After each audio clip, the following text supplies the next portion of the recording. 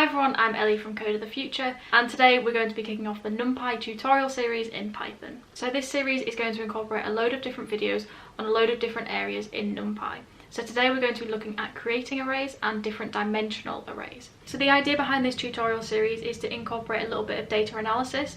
I know I've had a load of comments from people asking to do a NumPy series and also to kind of incorporate a little bit of data analysis. So the idea is that this tutorial series will help you understand a little bit of data analysis a little bit more through NumPy. So very briefly, NumPy is a Python library and it is used for working with arrays, and NumPy is actually used across a whole range of science and engineering fields. So the idea behind NumPy is that it gives you fast and efficient ways of manipulating arrays, and inside those arrays there is data, and that's where data analysis comes in. So being able to understand NumPy is so pivotal if you want a career in data analysis, because you will most definitely use NumPy if you are coding in Python. So that is a little bit of a brief overview of NumPy. You will understand a little bit more about how NumPy works throughout this whole tutorial series, but as usual I'm going to get started straight away, put my glasses on, and I'm going to move you onto the screen. Okay, so we have jumped into PyCharm, and I'm just going to start by saying NumPy tutorial 1, and we're going to say creating arrays and dimensional arrays. Okay, so as always we are using a library called NumPy, so we need to install NumPy. So we're just going to say importing relevant modules.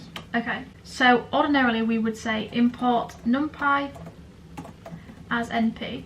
Now if you end up with an error here, that is because you don't have NumPy installed. Now the way that you can do it is by pip installing. So if you're familiar with pip installing, all you do is say pip install NumPy. Or if you have no idea how to pip install, it can get a little bit confusing when you start incorporating things with the terminal. You can simply import NumPy for this given project here. And the way that you do that is you go up to the top, click PyCharm, Preferences, and then you're going to go into the project here.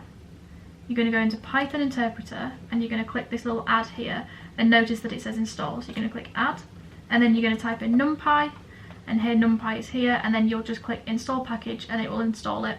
And then once it's done, you can start doing the coding. So that is how you install NumPy. Again, if you're familiar with pip install will install it on your computer, which is a better alternative than having to import it every time this way whenever you start a new project.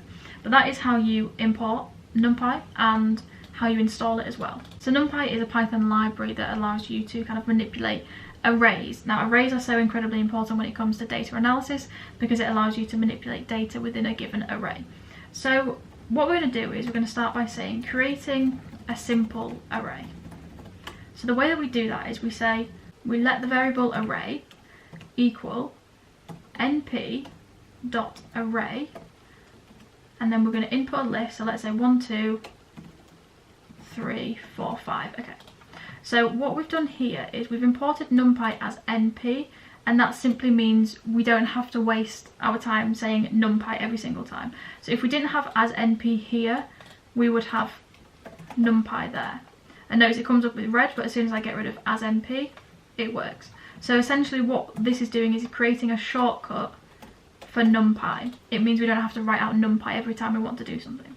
So what this here is doing is it's saying array, the variable array, is going to equal a NumPy array of these integers here. And notice this is a list in here. So this is how you create an array. So we're just going to print this array, and we're just going to show you what happens. And so I'm just going to check that I'm running this given Python file. Okay, NumPy tutorial 1, perfect. Okay, so this is what it produces. 1, 2, 3, 4, 5. So notice there are no commas in here, and that is one of the most important things to remember about arrays, is that they don't have commas like lists do. Okay, so we've created an array here. That's a simple way of creating an array. So what's worth noting here is this here is a one-dimensional array.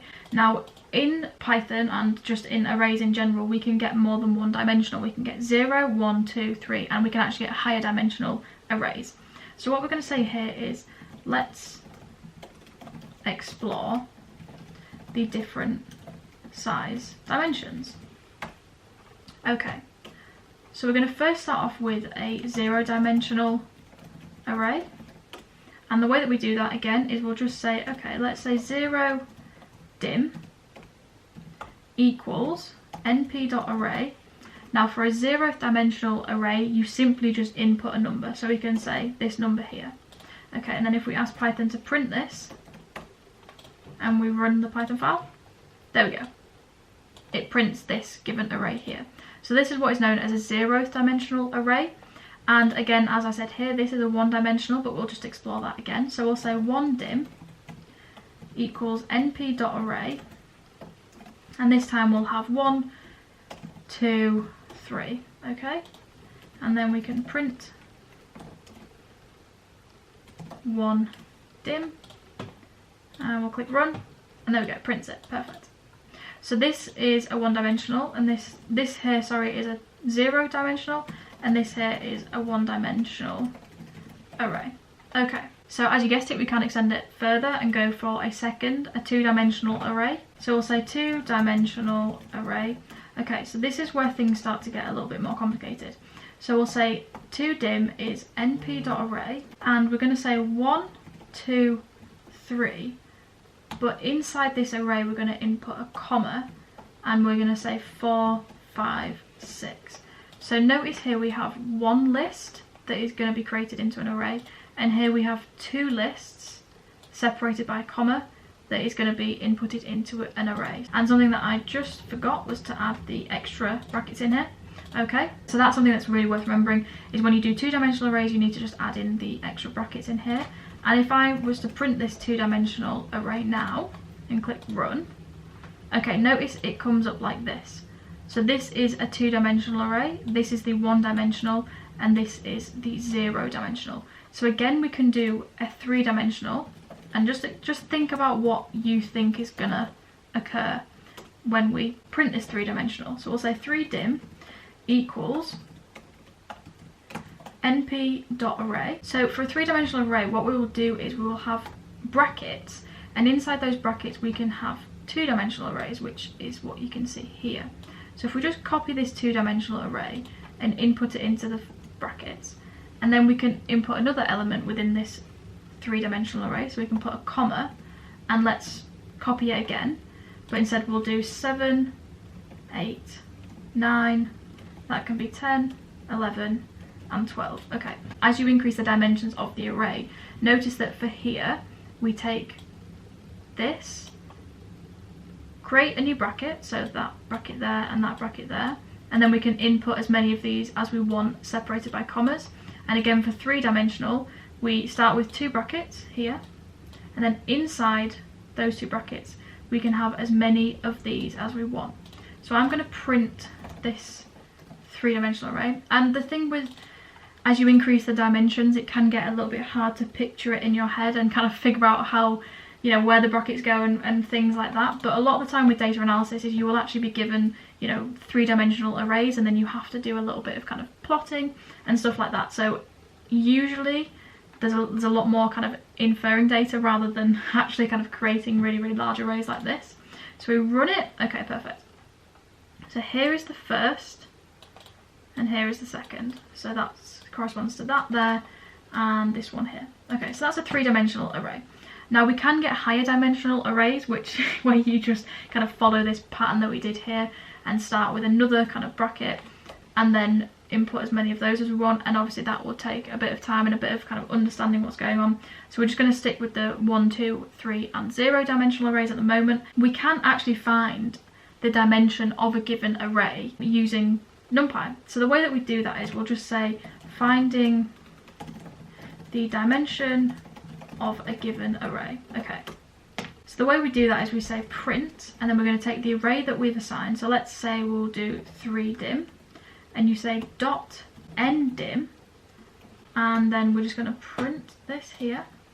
Okay, perfect, it says 3. So similarly, if I was to change this to 2dim and run, it says 2.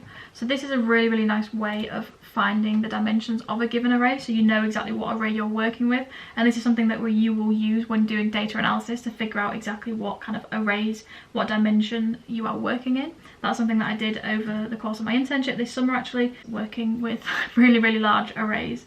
So we'll just say here, this prints the dimension of a given array. Okay, perfect.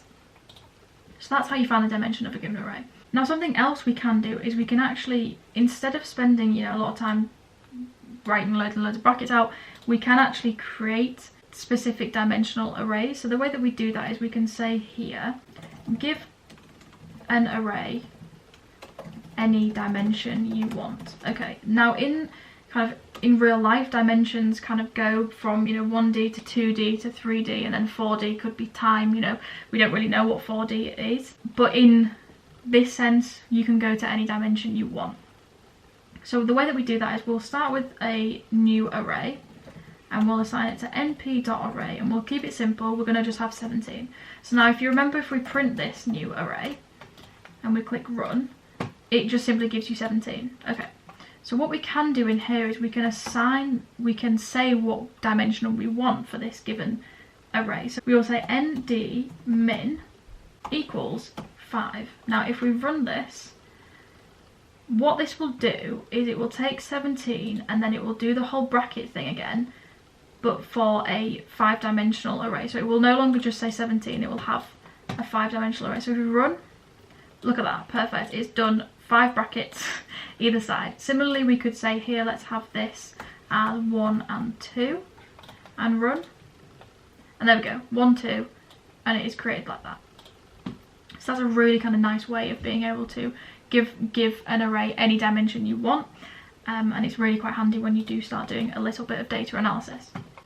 So we'll just stick that back to 17 now, just so you can remember the simple kind of example, and we'll run it again, and perfect, 17. Okay, so this is a very, very nice overview in terms of how you can create arrays. So obviously the main idea is that you say np.array and that will create a given array. We can't just simply use a list, because a list is very different to an array. We can recall the array, and then we can also create different dimensional arrays by simply just increasing the number of brackets. So that's what we did here. We kind of explored what one-dimensional, 2-dimensional and 3-dimensional arrays look like, and 0-dimensional as well. We can then find the dimension of a given array, and we can also assign any dimension to an array that we want. So that's a very nice introduction to NumPy and how you can create arrays in NumPy. Understanding this video will be fundamental to understanding everything else that goes on, you know, later on. Don't worry if kind of understanding this all these brackets takes a while for your head to get around. It's absolutely fine. It can get a little bit kind of overwhelming when you see all these brackets. This is a very nice introduction to arrays, and in the next video I'm going to be looking at indexing arrays, so make sure you subscribe so you don't miss out on another tutorial. I hope you enjoyed the video. If you did, then please like, subscribe and comment, and I will see you all in the next video.